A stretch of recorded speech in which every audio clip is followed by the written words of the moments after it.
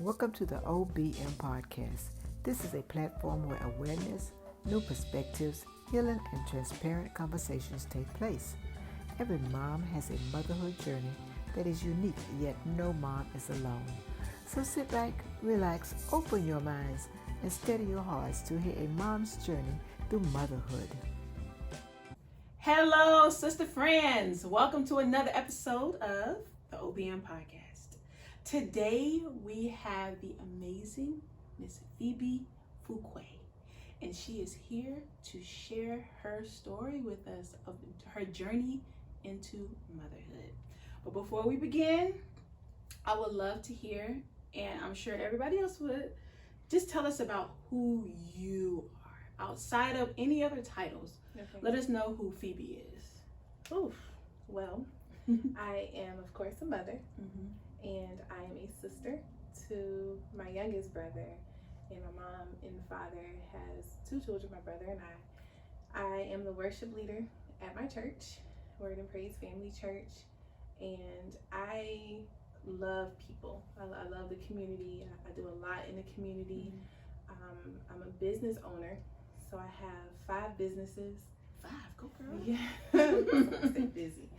I have 5 businesses, managing partner at one of the businesses that I have, and it's just, I stay busy.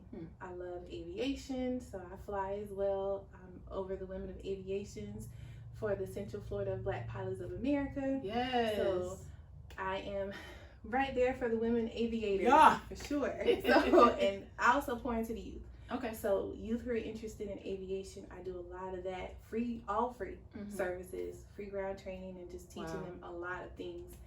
And I had to have a lot of hats, so I could go on and on about it. But most of all, I'm a child of God. I love the Lord, and I just love walking in my purpose. And I say yes a lot to the Lord, and it costs you a lot. Yeah, Yes, but I still try to do my best to be obedient. And my biggest motto is inspire to change and impact to make a difference. So that's the biggest thing that's a little bit about me and what I like to do as far as with people, always trying to inspire people and making an impact so I can change their lives as well as enhance my life as well. So it's a little snippet. Good. I love it. Okay, so we definitely have a better understanding of who Phebe is. So let's jump right into it. Okay. Your journey into motherhood. Can you kind of share that with us? Okay. So when I was a teenager, I had some challenges with my body. So I had very heavy periods, had fibroid tumors on my ovaries, and it was just challenging. And when I became an adult, a younger adult, I was 18, went off to college, and there was a lot of things that transpired even more with my health. The doctor was like, these are some health challenges because I had increase of the fibroids. I had a couple surgeries, the liposcopic surgery of the ovaries, so they pretty much went in through the belly button, went in and chipped away and tried to make the tumors smaller. Then I had something traumatic happen to me. My freshman year of college, I got raped. And it was a horrible experience. So after that, my body was like even more torn up. And the doctor pretty much said, you cannot have children, you're barren. It's like, what? Because I've always dreamed of having children. When I was younger, I wanted 100 kids. My mom was like, are you crazy? 100. Where this baby's going to stay? Oh, in a hotel. Like, my house is going to be big as a hotel. Okay. Then the number went down to 10. Then it went down to 5. But in the midst of someone telling you, the doctor telling you that you can't have children, that devastated me. And went on throughout life, and I was like, wow, I can't have children. And I ended up meeting my ex-husband, and of course we got together, everything was fine. We were friends at first, and like, I don't care about that. We can look into adoption because at the time money was very scarce. We didn't have the finances to have in vitro because that's a very expensive process. So we were like, we'll adopt.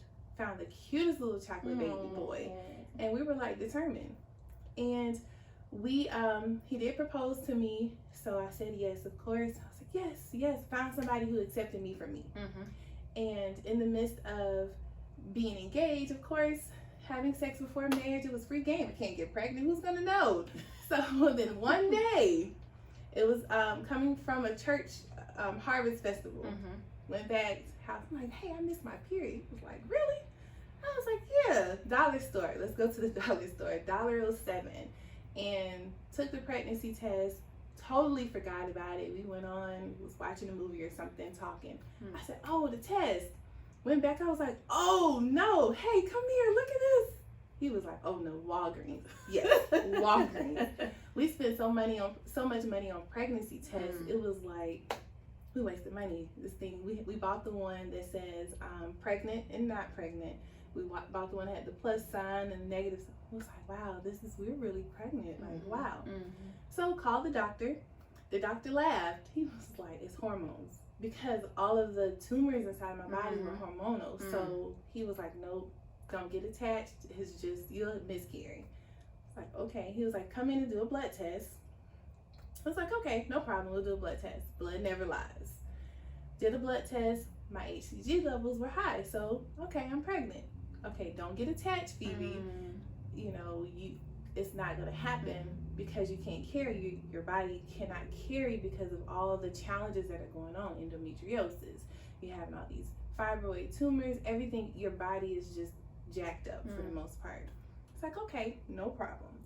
So I never got attached to my baby until the second trimester because in my mind, I don't want to experience what I've seen so many women experience. They went low and I was like, I can't go low. I have to keep moving. And despite not getting attached to it, you feel jitters. You feel that stuff. Yeah. Like, wait, okay, I'm not going to do it. I'm throwing up. I'm not going to focus on this baby. Until it was time for me to find out what the sex of the baby was. And my prayer was always, I wanted a boy first. So went in, I think it was like the 17th or 18th week. And everyone in the doctor's office was there because they were like, Phoebe, we know Phoebe, barren Phoebe can't have children. Wow. So I get in there and we were looking and he was like, okay. Saw him just bouncing around. I'm like, oh, this is a real live baby. Okay. And so we were like, well, what are you? Let's see what you are. He opened his legs wide and saw it. I'm like, it's a boy for sure. Just there. And I immediately got attached. I'm like, this is my baby. And of course, being a first mom, you're thinking you're supposed to eat a whole bunch. And I literally gained like 75 pounds through the whole process. I was eating and throwing up. And it was a hard pregnancy because it was a lot. I bled a lot through the pregnancy, thinking I was going to lose him. But at the same time, I'm feeling this baby do tricks and my body's doing like, it's like an alien inside. It's moving around. Like, wow, this is crazy. It's your feeling that way, girl. I got huge. I was huge. Like, oh my gosh. And everybody was like, whoa, Phoebe. Because in my mind, I wanted to do everything I could to make sure he was good. So delivery came about. I'm in labor now. And this was, I went into the hospital July 1st, and the doctor was like, you're not having this baby no time soon, because I was due on the 7th of July. And he was like, hurry up. And just because it was the weekend, you know, July 4th weekend, everybody's like, don't mess up my weekend. Work that weekend. Right, exactly. He's like, you're messing up my weekend. And exactly. So he ended up giving me Pitocin, I believe it was what it's called, to increase your labor.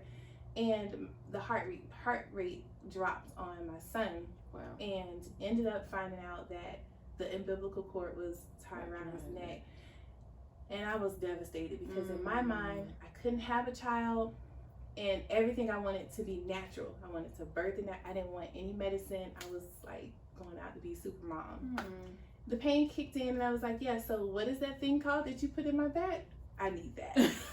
Now. The epidural. right now. The epidural. And they was laughing at me. And so went in, they said, sorry, we have to do emergency C-section. So I was like, I don't want to do it. It was like, you have to or he'll die. Okay, I'll do it. So that was a process doing that.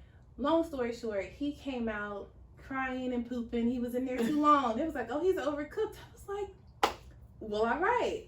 And he did the natural way of pretty much I nursed him, did all of that stuff. So I was excited about that process to be able, yes, I didn't push him out vaginally, but I ended up breastfeeding him. Went on and I stopped breastfeeding. I read about, you stop breastfeeding and then that's like your birth control breastfeeding. So I was like, okay, great. So I was like, I'm going to stop. That's not true. Again, just going about. I should have learned the first time. I mean, with my husband at the time, we were like, yeah, this baby, and we're enjoying being parents. I'm like, I don't have my period again. He was like, no. My. Pregnant again. My first child was 6 months. I found out I was pregnant with my daughter at, he was 6 months, and then I found out I was pregnant with her. I was like, okay, now I know how to be a mom. This is great. Her pregnancy was easy. I forgot that I was pregnant for the most part. I was like, oh yeah, okay. It was smooth. Right. Girls are different besides the fact that I couldn't breathe. She was on the lungs. After that, had some challenges with jaundice. So I was nervous about that because, they had to keep making sure that she's eating and pooping and making sure that process was okay. Other than that, she was a healthy baby and I was excited. So my ex-husband and I were like, listen, birth control. Every type of precautions method, we're taking that. Fine. Had an alarm clock on his phone, my phone, reminders everywhere. We're not doing this again. Y'all was serious. Very serious. Then, sure enough, she was 8 months. Found out I was pregnant. I was like, okay, Lord, listen, I appreciate you opening up this news. But right now, I'm tired. And you're talking about back to back to back. Yeah. One is potty training, the other one is transitioning from the breast, and I'm over here pregnant. I'm running. It was a lot to have them back to back.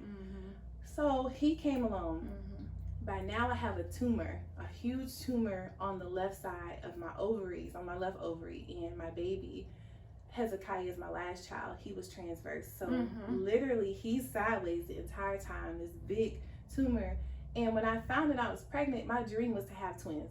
I'm a twin, my father is a twin, his mom had 4 sets of twins.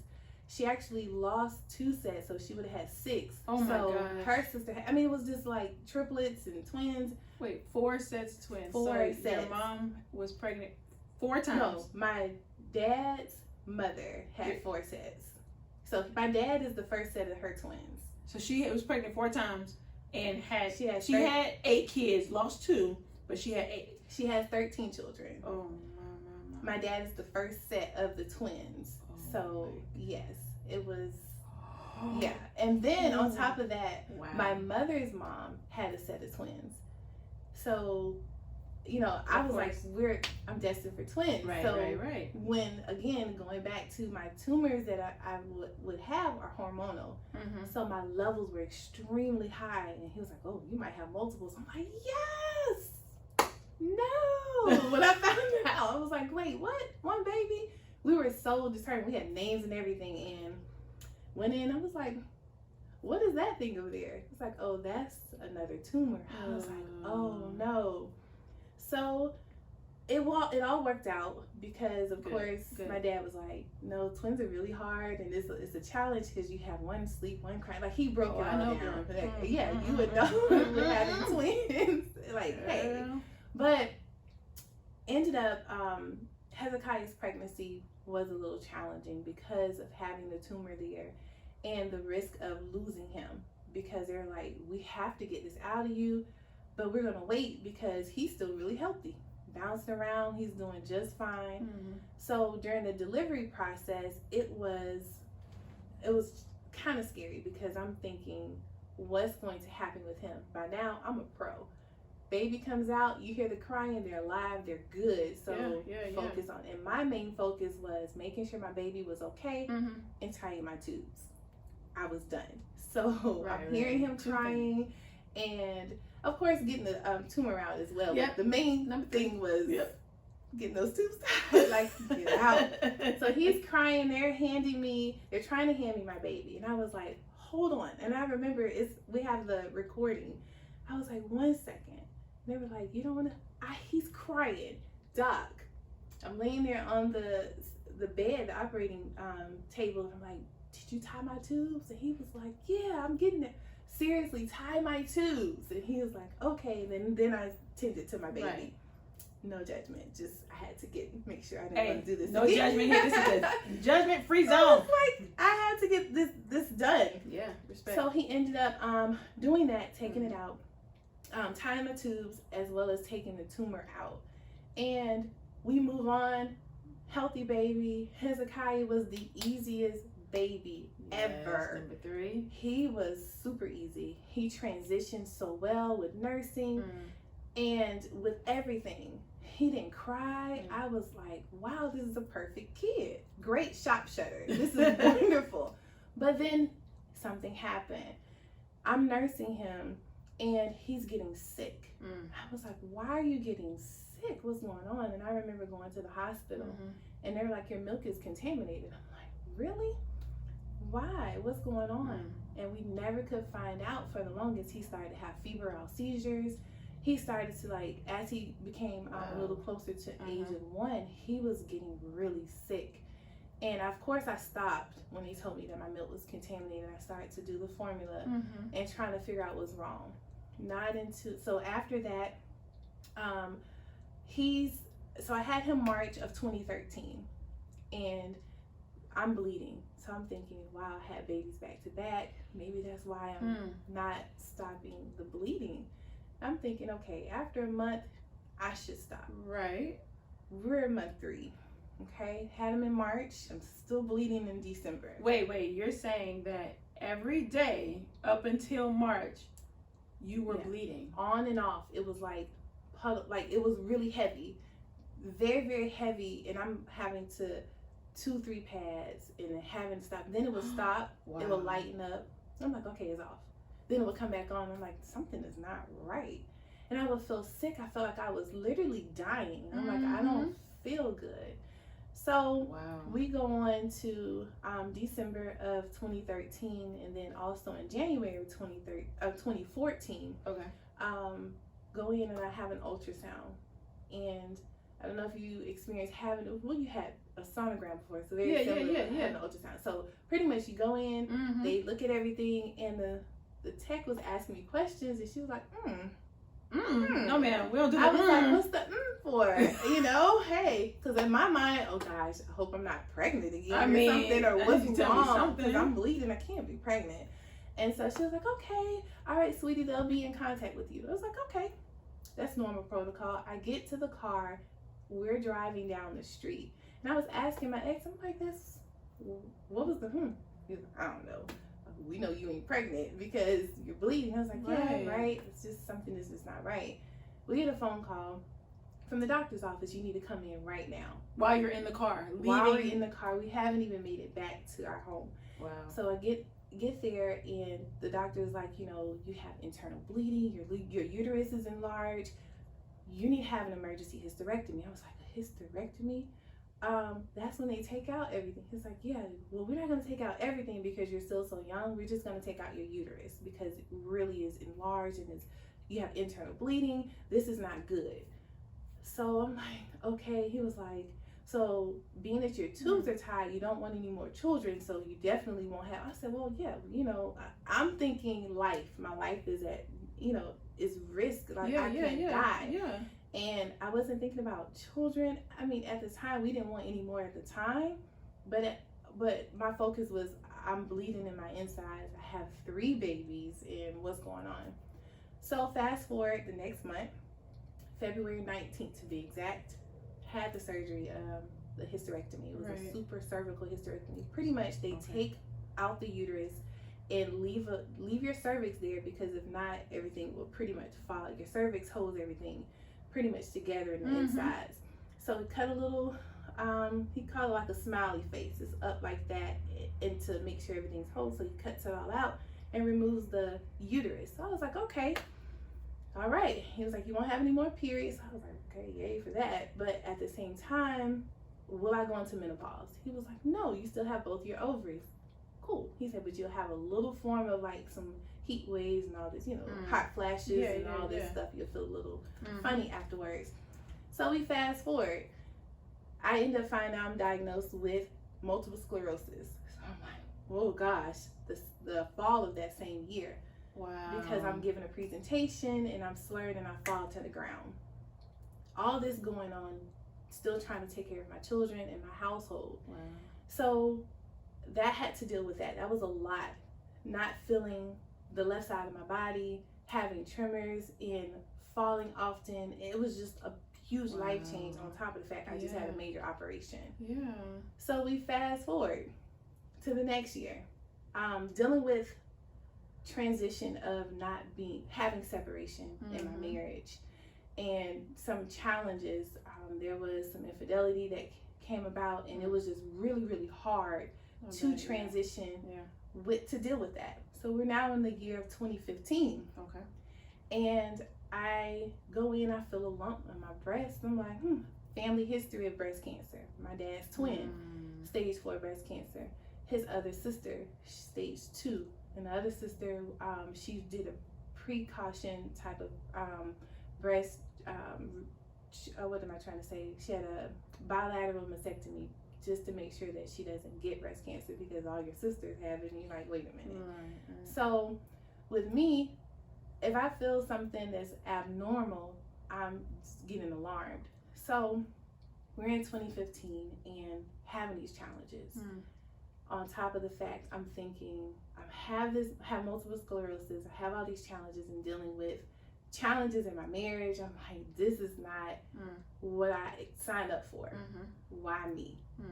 And still not knowing totally the truth on why I had a hysterectomy. I'm still dealing with he's telling me this is why, until a couple years later I found out differently. So I put a pin in that. Just trying to go in order of everything. Yeah. Okay, I'm ready. Go ahead. So yeah.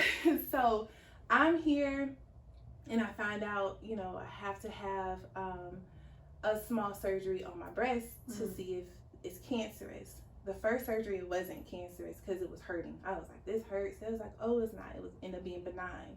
So that was in March.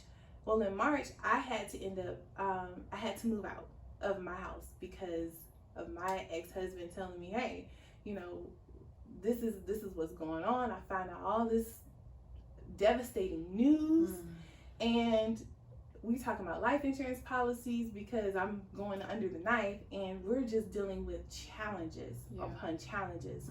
And he's pretty much telling me, this is what I'm gonna do, this is what's going on, and I'm finding out different things, and it was devastating. And first thing I'm thinking about, my children. Right.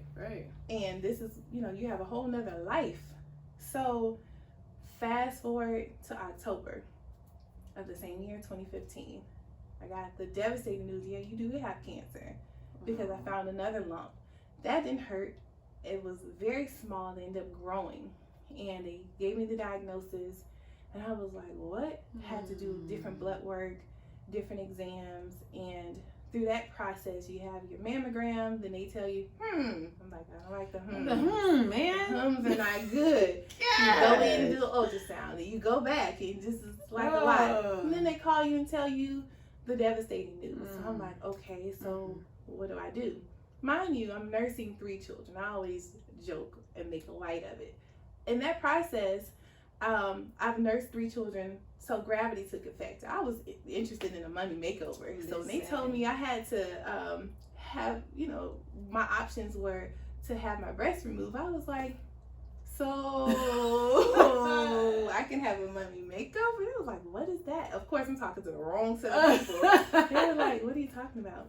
So I say yes, cut them off, because I don't want to deal with my breast being having malignant breast, having all the cancer in there. I don't want it, because I've had to deal with it before. And I forgot to say, with my ovaries, it was malignant cells found in there on the hormonal side. So that was a definite no back in the day when I was younger, as far as with not being able to have children. So fast forward, I'm dealing with this pretty much again, but in a different way. And it took a big hit, because the surgery because I have multiple sclerosis, I had to do a delayed reconstruction, meaning that they did the bilateral mastectomy. So they took the breast off and they had to wrap me. And they could not put the implants in because my body, having multiple sclerosis is, you can't do too much trauma or shock into your body because you can go into an exacerbation and not be able to walk. I wasn't able to, I had to learn how to walk again, talk again, and function having multiple sclerosis because I had the most aggressive form, the reoccurring remitting form of multiple sclerosis. And through all this, I had 5 tumors on my brain, 2 on my cervical spine. So it was a challenge. I'm, having the cancer background, multiple sclerosis, they had to do what's called a cocktail, pretty much mix your immunotherapy as well as chemotherapy, try to figure out what drugs to give me so I can be better, but at the same time, medicines for multiple sclerosis increase the risk of cancer, some of them. And then some of the medicines for the cancer can increase a flare-up with multiple sclerosis. So I was sent over to Sheehan's, which is a research hospital, and they were able to really help me figure out a strategy on how I can be able to function again. And it was a lot. Then your children, they don't understand, had to really mature quickly. Yeah. And then dealing with the court systems, I'm in the hospital for like 4 months, and he's trying to get the divorce quickly. Like, come on, let's go. On the bed. I'm like, I'm not. Hello, not here in the resort, And we had major challenges. I went from a very angry, bitter woman and like, how dare you do this to me, out of all the things that I went through with you, with legal situations with him, countless things, just being a support to him, but I felt betrayed. And I asked, like, why? And through it all, it was like, we finally came to a place where we were okay. So going back to the why for the hysterectomy through all this, I went to a new doctor, gynecologist, and he said, hey, you're young. Why do you have this? And he was like, I see that you're going to an oncologist and a neurologist. I was like, yeah, I have all this going on, and I had to change my doctors. So he was like, you ever wonder why you had to have a hysterectomy? I was like, no, like, who asked for the pathology report? You just trust the doctor. So he left out the room and he throws the paper at me. He comes back in the room, he throws it at me. I'm like, hold on, sir. Okay, new doctor. Hold on, sir. I said, excuse me? Don't throw nothing at me. He was like, I need you to read this. And I was like, okay. So I'm a little confused that I just met this doctor, one. Yeah. And then he throws paper. He challenges me on why I didn't think to read a pathology report. So I'm a little offended. I'm ready to leave. Right. He leaves out and comes back in because he looks very angry when he left out. Like, I felt like, what is this? Kind of everything was going through my mind. And he comes back, throws it at me, read it. I was like, and as I began to read, I understood why he was so angry. He said, read the first line. So I read the first line, uterus was healthy. I broke. He said, no. Keep reading. And he handed me some like Kleenex, and I'm like, okay. And I'm there by myself. I usually don't go to doctor's appointments by myself, but again, I'm going through this transition and separation. It's just a lot, and I just, it was just all new to me. So I read it, and then I'm like, okay. Then he says, removal of placenta. I was like, oh my gosh, the placenta was left inside me? Oh my gosh. That's what made sense on why I was bleeding, why my baby was sick. Like, you can't, that's the first time you found out about that, though? That's the very first time. When you were on that table with that first doctor, what did he do with the tumor? He pulled the tumor out? So he pulled the tumor out. That was fine. So it's like, he removed that, and I don't know he was very playful. And I remember laying there, and my mom was to my left, my ex-husband was to the right, doing the daddy duties of, it's very busy. Cut this and do this. Right. And I'm looking at the doctor, asking him about, did you tie my tubes? He removed the tumor, and the nurse that's standing by him, I forgot the technical name of that particular nurse, but pretty much they assist the doctor during C-sections. And she was like, hey, she was like pointing down, and he's like, yeah. And she was like, hey. And I wonder if she was asking him to like, hey, because I have to put myself in her shoes. You can't call him out, and say, hey, you forgot. It's more so, listen, like she kept doing this. And looking back on the tape, you can see like her saying, oh, come on, he's playing. He's like, oh, this is this, and jokey. Wow. But he was always like that. Everybody knew him as a jokester to make light of the situation. Okay. Totally understand that part. Right. But you lied to me. That is so. I would have accepted him to go into the operating room and say, listen, after surgery was over, we determined that we didn't have to remove anything. We got what we needed and you're good to go. Clean up. So the new doctor was mad. He was like, this is not the first time. I was like, oh, really?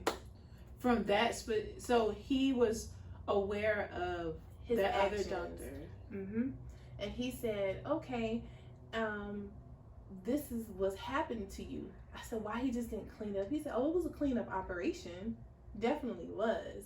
And he was just like, and no telling. He was like, I'm not saying that this is what he did, but your blood type is O positive, and that's the perfect type of blood type to have with organs when you're trying to interchange organs or anything like that. And I was like, say what now? I'm like trying to process, because a lot of when you have a certain blood type, when you're trying to pretty much test organs or anything like that, those are the perfect ones, because we both O positive. Yeah.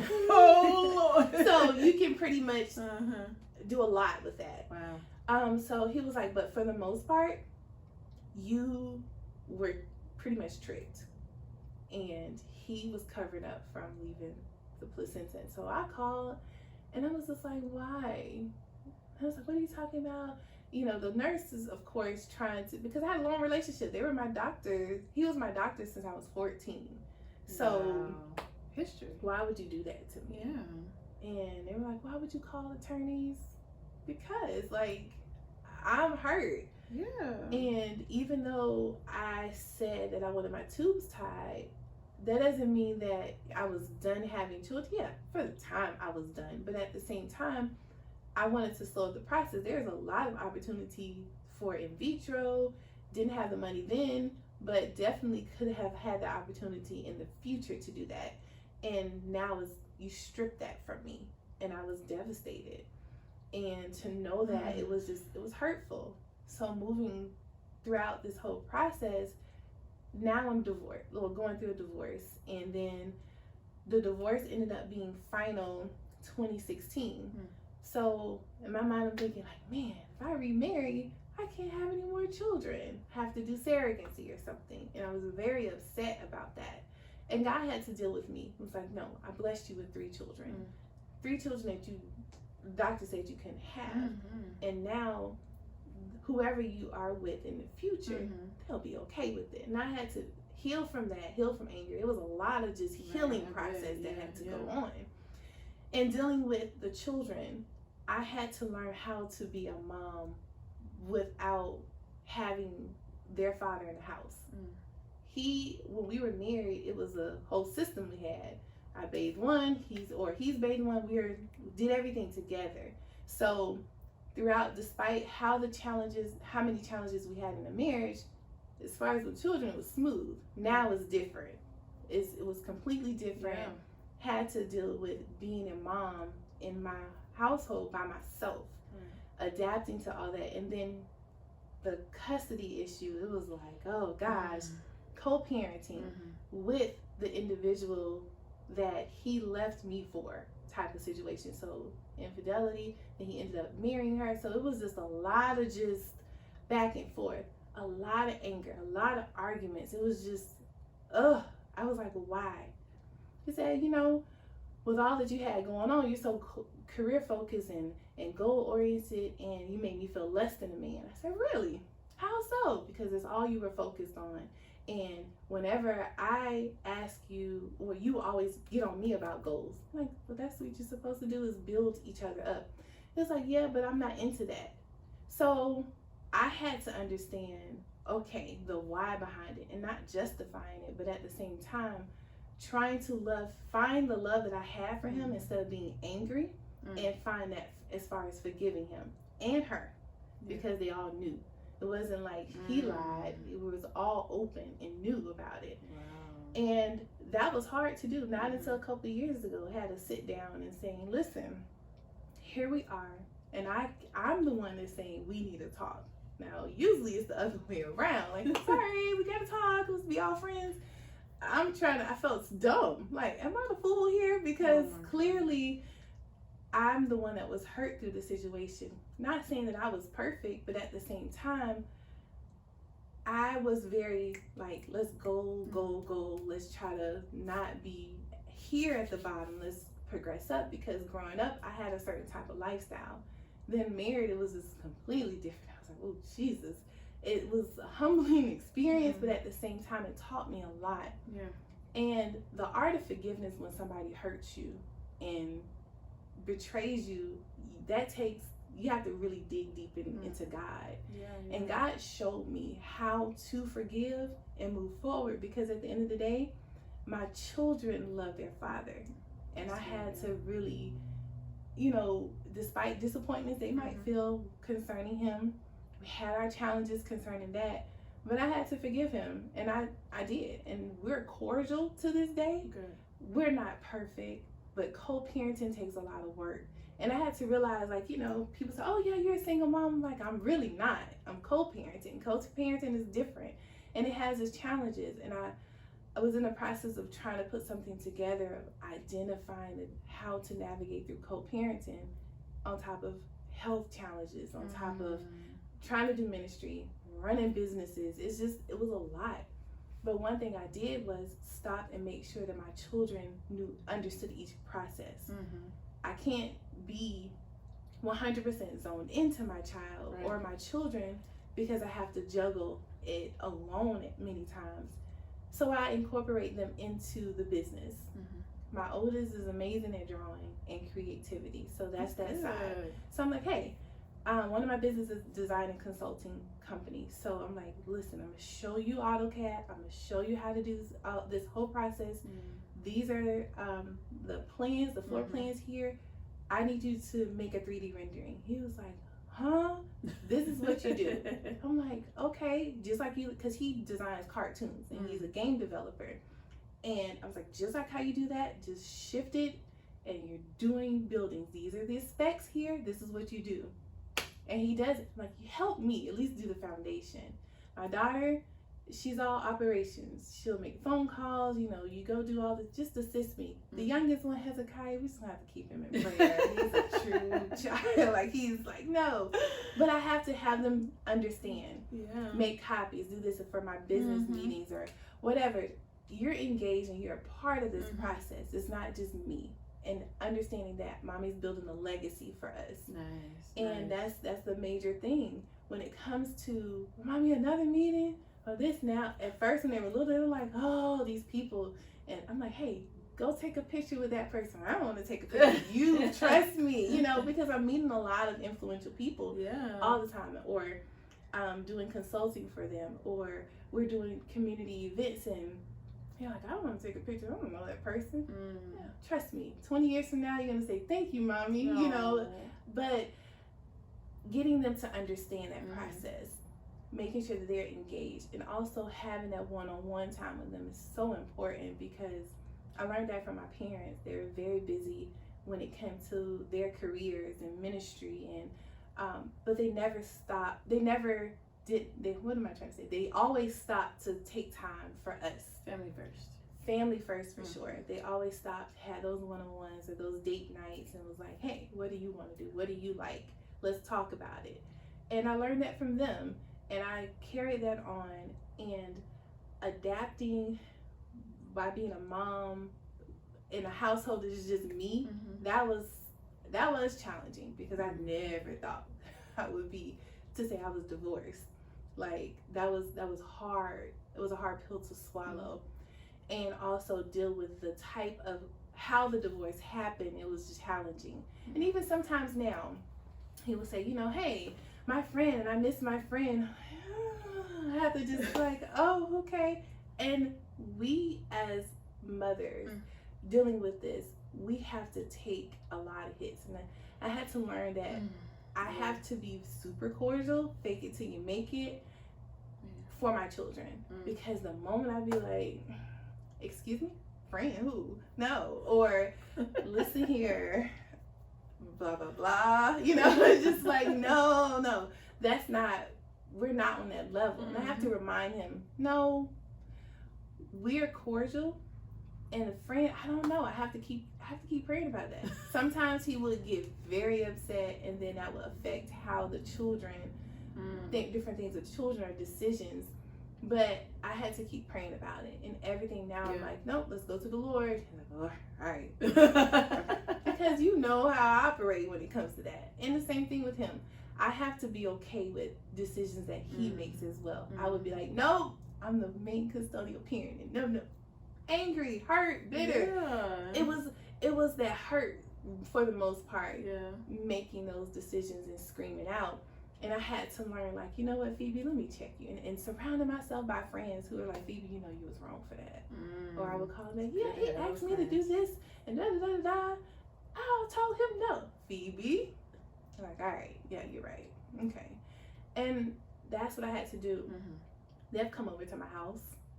And the first time they came over to my house, we were doing a counseling session because I was big on we need counseling. This right here is a bit much. Wow. And having a counseling session and really encouraging that process. So I felt comfortable in my home. So you all come here and we're going to have it here. And it helped. It really helps. So I encourage people, have counseling, go to therapists because they're able to help you navigate through it.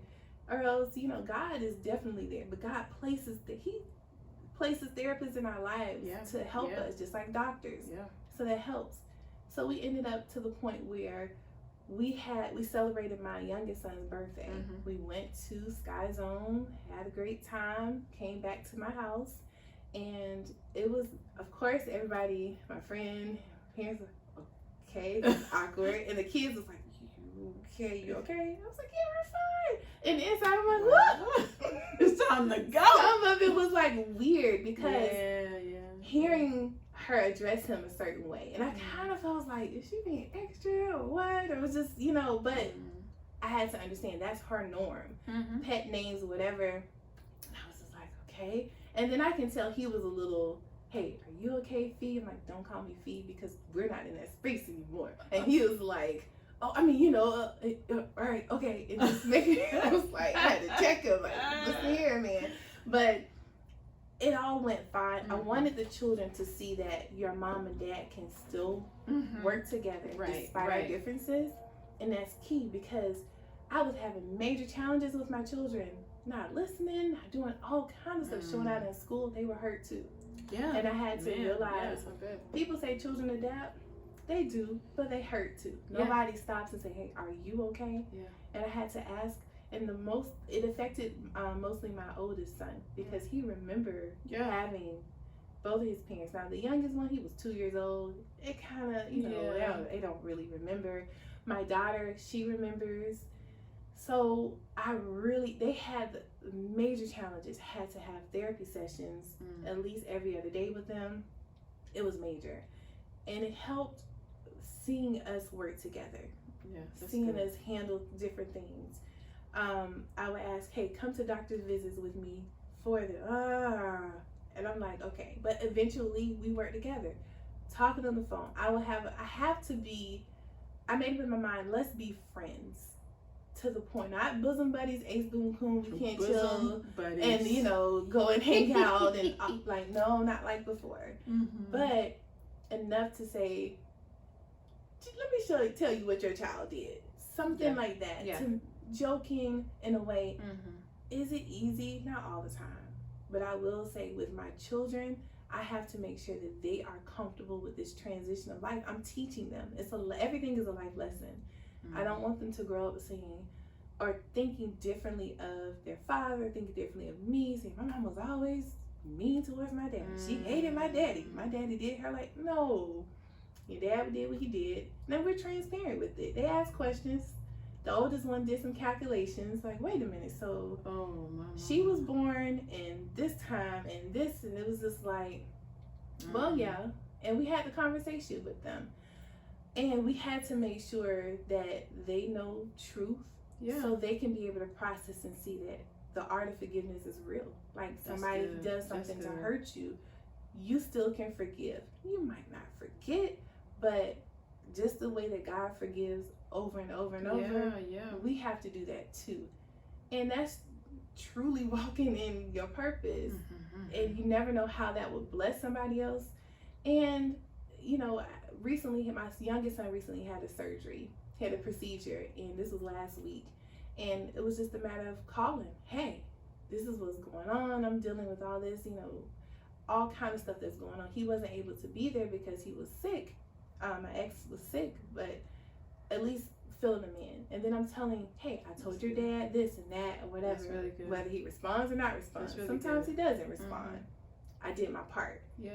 Same thing when it comes where I would expect him to do the same thing. Is it perfect? It's not.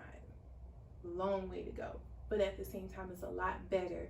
I can honestly say I don't hate him anymore. Because it was strongly. I strongly was just like, hey, if he falls off the face of the earth, my Lord. oh well, my gosh.